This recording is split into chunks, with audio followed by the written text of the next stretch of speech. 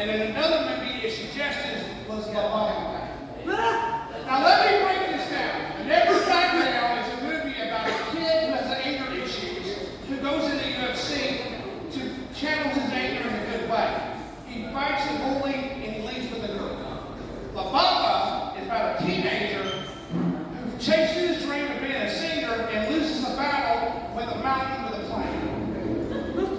I know that sounds different, or it should be the same, but to be honest, the guy that won the girl, he left with anger her.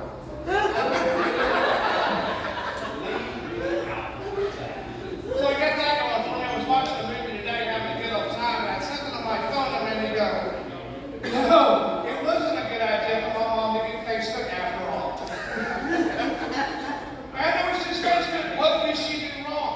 Well, she posted a picture, and right above this picture said, look at my beautiful family. It's a picture of me and my wife. Sounds lovely, don't it? But there's a problem. I'm divorced. For the last 10 years. So yes, I wish my mom would let it go too. Yeah. So I did what any lady son would do in this situation. I blocked my mom. And boy, did I make her mad. The last time I made a woman that mad, she took all my furniture. But I got the house. I won. And I know I just made fun of my mom, and I know she's a great woman. She gave me some great hand-me-down furniture. I got a great couch, a great recliner. But then she gave me bunk beds. Yeah, let me paint this picture for you. Divorce with no kids with bunk beds. Yeah, there's nothing creepy about that at all, is there? But I was sitting there looking at them, and you know what? They do look comfortable. They really do. But when that special lady that's coming over and wants to spend the night, I'm going to be very confused and aroused about who's going to be on top. So I got that going for me. So that stresses me out. I got this going for you. If you have anyone who is a long-term relationship, please warn them about how dating has changed. Because wow, has it changed. Because we went to poetry, to love notes, to pictures of things that you should never send to people ever. There's nothing romantic about sending a picture of Mr. Lanky. I know you people looking at me right now, I don't know why he's making fun of this. I guarantee he's probably sent a couple of pictures. And I haven't. I'm old-fashioned. I like to just put my lady in person. There's nothing more beautiful than seeing a woman squint.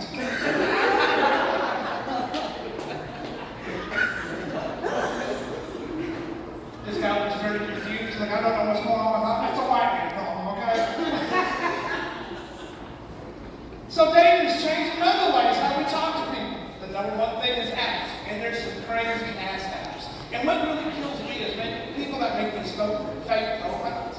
I had this lady that was talking to me. She goes, what's your name? I go, it's Aaron. She goes, that's a beautiful name. I'm like, no, it's not. It's the most common name. And then the apps that we found out there, there's just one app. I cannot make this up. The name of this app is called Can Do Better. That's where you take a picture of you and your spouse, and you put it on the internet to see if you can do better. Yeah, I'm not making this up. I'm not that talented, okay? And no, I did not try this app out. Okay, maybe I did. And it worked. 100% guarantee it worked. And now my wife is actually, my ex-wife is happily married with 2 kids.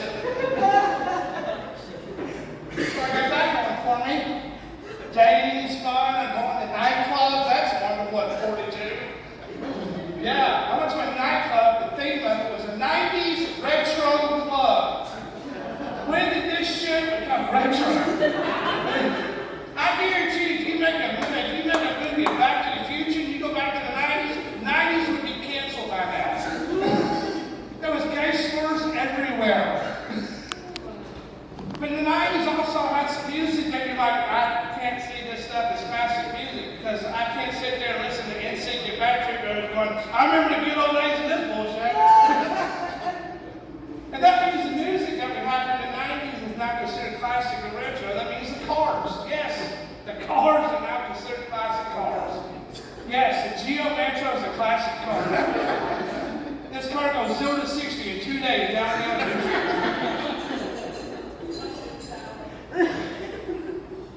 This next vehicle could have been the greatest car ever, but the name ruined it. It was a horrible name for a car. The name of this car was called the Ford Probe. Oh, that's a horrible name for a car. That sounds like that car's going up your ass the whole time.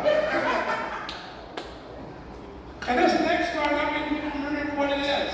And not many people, it was the first crossover. It's an SUV/minivan. And the first one was introduced in the 90s. It was called the Pontiac Aztek. Oh, wow. Yeah, this thing came optional. You can look it up. It came optional with a pop-up tent.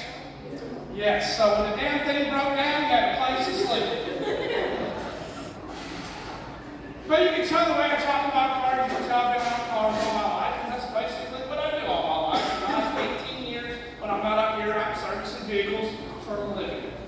And some of you people, I love you to death, but some of y'all, I'm afraid, I'm surprised y'all could be gas in the car half the time.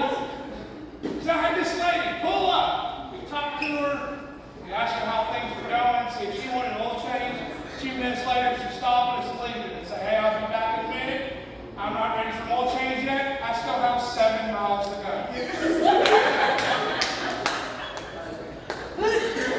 We have yet to see her.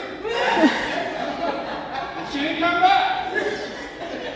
But then we have that other person that comes in, where you have to sit there and convince the person to get an oil change that's 20,000 miles over. You hear the people that's not laughing right now? They're looking at me right now and holy shit, I'm going to get an oil change. 18 years of doing this, and I can actually say this with a bunch of pride that most of my co-workers are here tonight.